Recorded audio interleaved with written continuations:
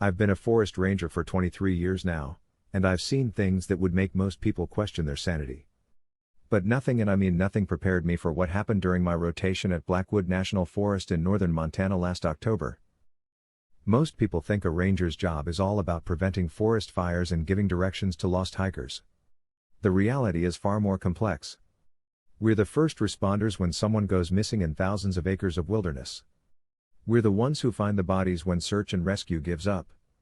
We're the ones who have to explain to families why their loved one never came home from what should have been a simple camping trip. After 2 decades of service, I thought I'd seen it all. Hypothermia victims who'd wandered off trail in a snowstorm. Hunters who'd fallen down ravines and broken their necks. Campers who'd been mauled by bears because they didn't properly secure their food. Death in the wilderness isn't pretty, but it's usually explainable. Blackwood was supposed to be a routine assignment. The previous ranger, Tom Hendricks, had requested an emergency transfer after only 6 months on the job. When I asked my supervisor why, he just shrugged and said Tom had burned out. It happens sometimes. The isolation gets to people. Some rangers can't handle being alone in the woods for weeks at a time. The ranger station sits at the end of a dirt road, 15 miles from the nearest town. It's a modest log cabin with solar panels, a radio tower, and a small generator for backup power. The living quarters are sparse but comfortable: a kitchen, a bedroom, a small office, and a common area with a stone fireplace. Out back, there's a shed for equipment and a parking area for the Forest Service truck. I arrived on a gray October morning when the aspens were already bare and the first snow was dusting the peaks. The handover was supposed to take 3 days, but Tom was packed and ready to leave within an hour of my arrival. He seemed nervous, constantly checking his watch and glancing toward the tree line. "Anything I should know about the area?" I asked as he loaded his duffel bag into his pickup truck. Tom paused, one hand on the truck door. "The trails are well marked.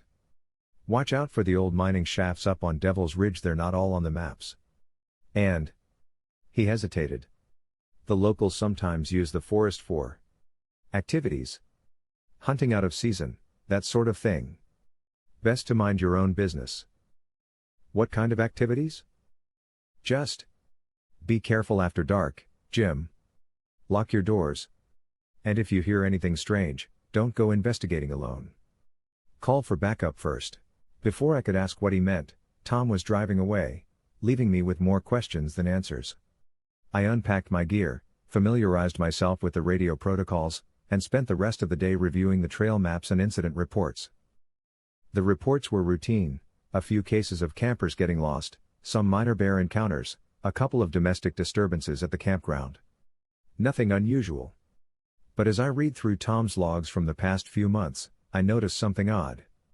He'd been making a lot of wellness checks, unexplained trips into the forest to investigate reported disturbances. The reports were always filed as unfounded or unable to locate source. That first night, I was awakened by what sounded like someone chopping wood. The rhythmic thunk, thunk, thunk echoed through the forest, coming from somewhere deeper in the woods. I checked my watch, 2:47 a.m. Who would be chopping wood at this hour? I got dressed, grabbed my flashlight and radio, and stepped onto the porch. The sound had stopped. The forest was absolutely silent: no wind, no animal sounds, nothing. Just the kind of oppressive quiet that makes your ears ring. I waited for 10 minutes, but the chopping didn't resume. Probably just a camper who couldn't sleep, I told myself. Or maybe a beaver working on a dam. Sound travels far in the mountains, especially on cold, still nights. The next morning, I decided to investigate. I followed the main trail toward the sound I'd heard, keeping my eyes open for fresh wood chips or any sign of human activity. 3 miles in, I found it, a massive old-growth pine that had been felled recently. The cuts were clean, made with a sharp axe or saw. But there were no wood chips on the ground, no drag marks, no indication that anyone had hauled the timber away. More puzzling was the location. The tree was at least 200 yards from the nearest trail, in thick underbrush that would have been hell to navigate in the dark. And it was a perfectly healthy tree, there was no reason to cut it down. I made a note in my log and continued my patrol. The morning was peaceful, with brilliant fall colors reflecting off the small lake scattered throughout the forest. I encountered a family of hikers who were having a wonderful time, and helped an elderly man who'd gotten turned around on one of the shorter trails. Normal ranger stuff. But that afternoon, as I was heading back to the station, I noticed something that made my blood run cold. Along the trail, scratched into the bark of several trees, were symbols. They looked like crude attempts at letters or numbers, but they didn't correspond to any language I recognized. They were fresh, the bark was still weeping sap. I photographed the symbols and radioed my supervisor. "Hey, Chuck, I'm seeing some graffiti out here. Looks like someone's been carving symbols into the trees." "Vandalism?" "Maybe. But the symbols are unusual. Almost like some kind of code. Document it and file a report. If you catch whoever's doing it, cite them for defacing public property." That night, the chopping started again. This time it was closer, and it lasted longer. Thunk. Thunk. Thunk. The sound was methodical, almost hypnotic. I tried to pinpoint the direction, but the acoustics in the forest played tricks on you. It seemed to come from everywhere and nowhere at once. I decided to investigate immediately. I put on my boots, grabbed my heavy-duty flashlight, and headed into the woods. The beam cut through the darkness, illuminating the familiar trail. But as I walked, I began to feel like I was being watched.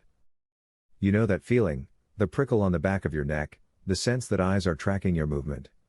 In my years as a ranger, I'd learned to trust that instinct. Predators are skilled at staying hidden, and humans aren't as far removed from prey animals as we like to think. I stopped frequently, sweeping my flashlight in wide arcs, but I saw nothing. No reflective eyes, no movement in the shadows.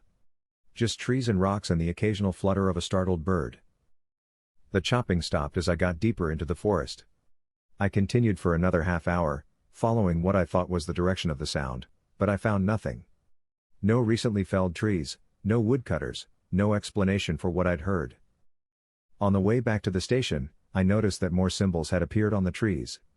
They were everywhere now, carved into bark, scratched into rocks, even etched into the dirt of the trail itself. Some were simple slashes or X marks. Others were more complex, resembling crude pictographs. I was starting to understand why Tom had requested a transfer. The next few days brought more of the same. The chopping would start around midnight and continue until dawn.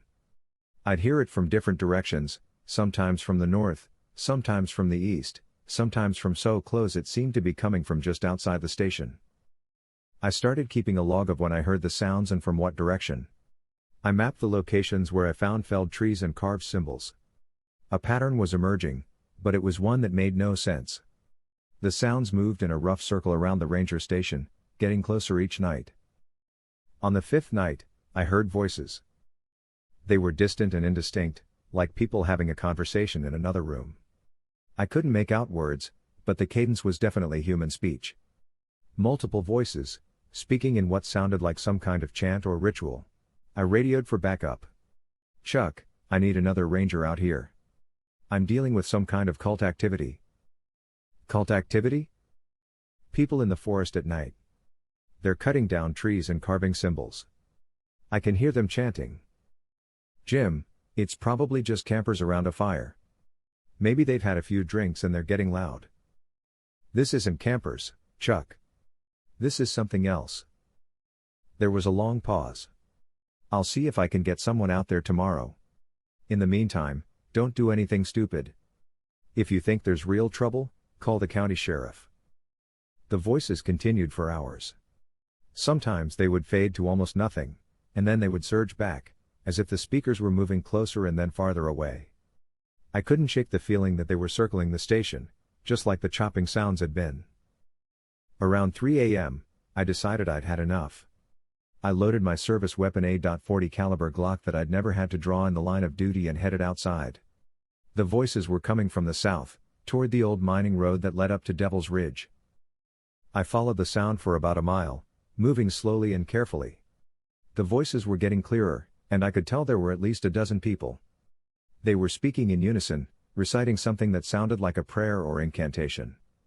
But the language was unlike anything I'd ever heard. Then I saw the light.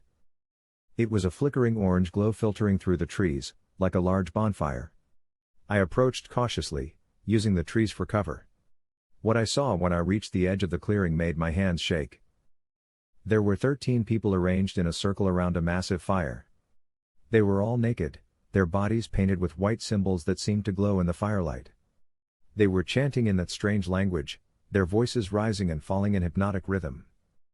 In the center of the circle, between the fire and the chanters, was a wooden framework about 7 feet tall. It looked like a giant ladder or some kind of primitive scaffolding. And hanging from it. I still have nightmares about what I saw hanging from that framework.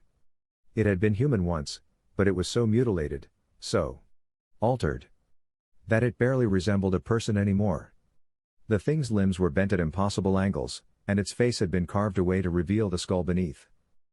I fumbled for my radio with shaking hands. This is Ranger Station 7. I need immediate backup. I've got a homicide scene here. Multiple suspects. Send the sheriff and the state police. The radio crackled with static. Say again, Station 7? I've got a dead body and 13 suspects. They're armed and dangerous. I need backup now. Station 7, you're breaking up. Please repeat your message. I tried again, but the radio was dead. No static, no carrier tone, nothing. I checked the battery and it was fine. I tried different channels, but none of them worked. As I was fiddling with the radio, the chanting stopped. The sudden silence was deafening. I looked up to see all 13 figures staring directly at me. Their eyes reflected the firelight like an animal's, and their faces were blank, emotionless masks. I ran. I've never been more terrified in my life.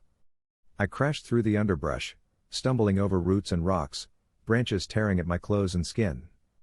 Behind me, I could hear them pursuing, not running, but walking with that same steady, relentless pace they'd maintained during their chant.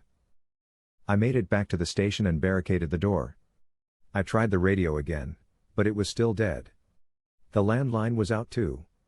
Even my cell phone, which usually got one bar near the window, showed no signal. I loaded my rifle and waited.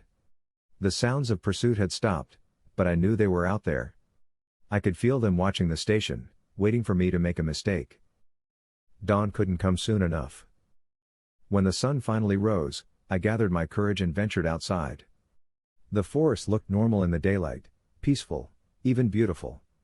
I hiked back to where I'd seen the ritual, following the trail of broken branches and disturbed earth that marked my panicked flight. The clearing was empty. There was no sign of the fire, no evidence of the wooden framework, no trace of the body I'd seen. The ground was undisturbed, covered with fallen leaves that looked like they'd been there for years. But I knew what I'd seen. I took photographs of the area, collected soil samples, and made detailed notes in my log. Then I hiked back to the station and tried the radio again. It worked perfectly. Station 7 to base, come in. Good morning, Jim. How's everything out there? Chuck, I need to report a homicide. I witnessed a ritual killing last night. There was a long pause. Jim, are you feeling all right? I'm fine. I know how this sounds, but I saw 13 people murder someone in a ritual. The body's gone now, but... Jim, I'm sending someone out there. Stay put and don't do anything rash. The replacement ranger arrived that afternoon. His name was Dave Martinez, a 10-year veteran who'd worked in some of the most remote areas of the state. He was professional and calm, but I could tell he thought I was having some kind of breakdown. Let me see your logs, he said after I'd told him the whole story. I handed over my notebook. Dave read through it carefully, occasionally asking questions about specific entries. When he finished, he set the notebook aside and looked at me with concern. Jim, there's no record of Tom Hendricks ever being assigned to this station. What do you mean? I called headquarters to check on the previous ranger. According to their records, Station 7 has been unmanned for the past 8 months. Tom Hendricks retired from the Forest Service 2 years ago. I felt the blood drain from my face. That's impossible. Tom was here when I arrived.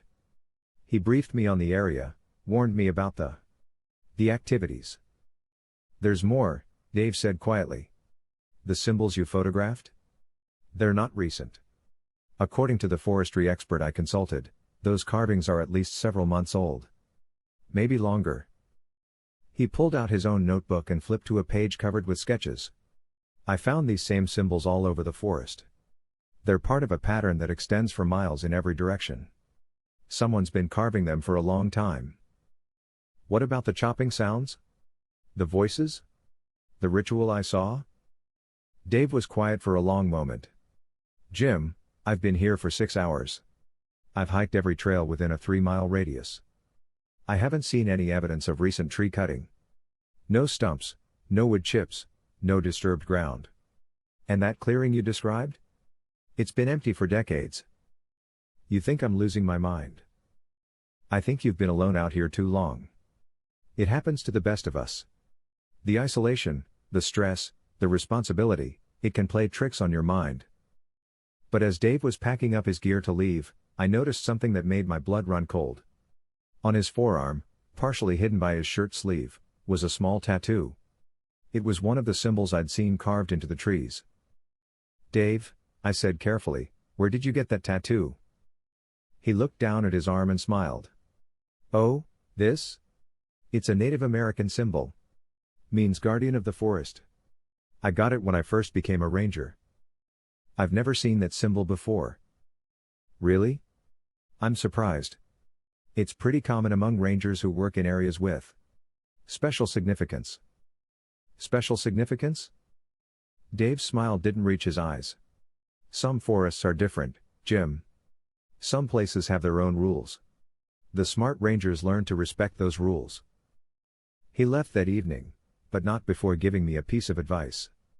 If you hear the chopping again, don't investigate. If you see the symbols, don't document them. And if you witness any activities, the best thing you can do is pretend you didn't see anything. What if I can't do that?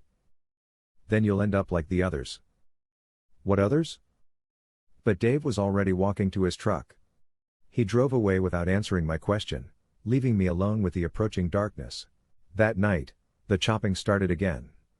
This time, it was coming from directly behind the station.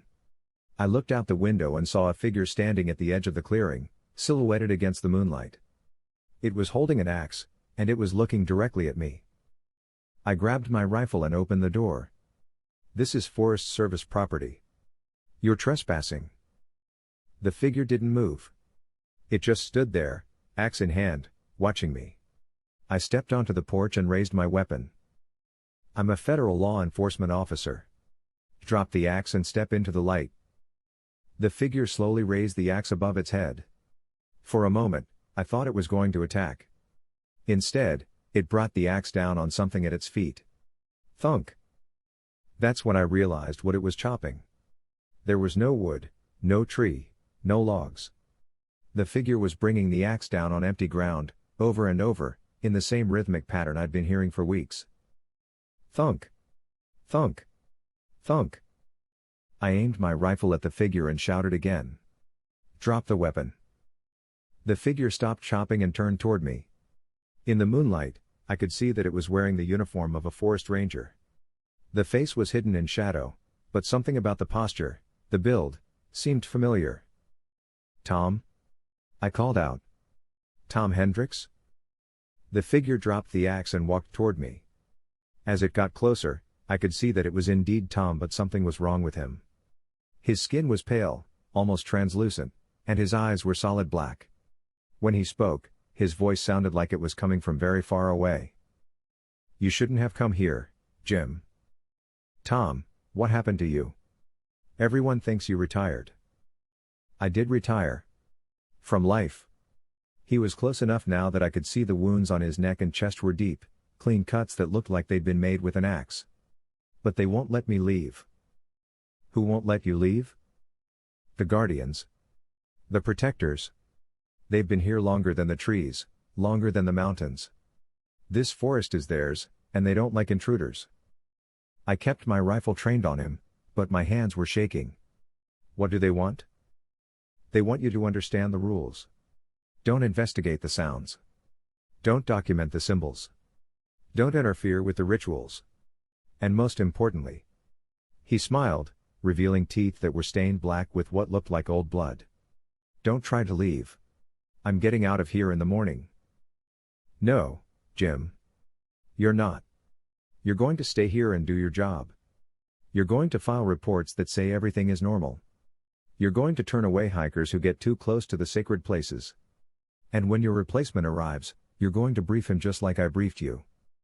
"And if I don't?" Tom's smile widened. "Then you'll join me in the forest. Forever." He turned and walked back toward the tree line. At the edge of the clearing, he picked up his axe and resumed chopping. Thunk. Thunk. Thunk. I stood on the porch until dawn, watching him work. When the sun came up, he was gone. I packed my gear and drove toward town, determined to report what I'd seen and request an immediate transfer. But 10 miles down the forest road, I found my way blocked by a fallen tree. It was the same pine I'd found cut down on my first day. Somehow it had been moved to block the only way out. I tried to move it with the winch on my truck, but the cable snapped. I tried to cut it up with my chainsaw, but the blade dulled after only a few minutes.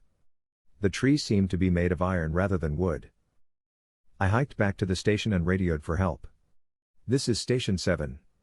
I need a road crew out here. There's a tree blocking the access road." "Station 7, we don't show any reported tree falls in your area." "I'm looking at it right now. It's completely blocking the road." "We'll send someone out to take a look." No one came. I tried calling the county sheriff, but the phone lines were dead. I tried my cell phone, but there was no signal. I tried hiking out on foot, but every trail I took led me back to the station. The forest had claimed me. That was 3 weeks ago. I've stopped trying to leave. I've stopped filing reports about the chopping sounds and the symbols and the rituals. I've learned to look the other way when hikers get too close to the sacred places. I've become part of the forest's conspiracy of silence. But I'm writing this account and hiding it in the station, hoping that someday someone will find it and understand what really happened here. If you're reading this, you're probably my replacement. You're probably wondering why I left so suddenly, why I seemed so nervous during the briefing. Here's my advice: don't investigate the sounds. Don't document the symbols. Don't interfere with the rituals. And most importantly, don't try to leave. Because if you do, you'll discover what I've discovered. The forest has its own rules, its own guardians, its own justice. And once you've seen too much, once you've learned too much, there's no going back. Sometimes, late at night, I can hear Tom chopping wood in the forest. And sometimes, I swear I can hear the voices of other rangers who came before him, all of them trapped in this place, all of them serving the ancient things that live in the deep woods. I'm starting to understand that I'll never leave Blackwood Forest. None of us will. We're all part of the forest now, guardians of its secrets, protectors of its mysteries. And when you've been here long enough, when you've seen enough, when you've learned to stop fighting and start accepting, you realize that maybe that's not such a bad thing. The forest takes care of its own. This account was found in the desk drawer of Blackwood Forest Ranger Station 7 by maintenance crews in November 2023. The station had been officially unmanned for over a year. Forest Service records show no ranger named Jim assigned to this location during the time period described. The previous ranger, Tom Hendricks, retired from the Forest Service in 2021 and currently resides in Florida. He has no memory of ever working at Blackwood Forest. Hey everyone, thanks so much for listening. If you enjoyed the video, please hit that like and subscribe button, and then share with your friends. Your support helps us grow and create even more awesome content. We appreciate you being part of the journey. Here are a couple more videos for you to check out.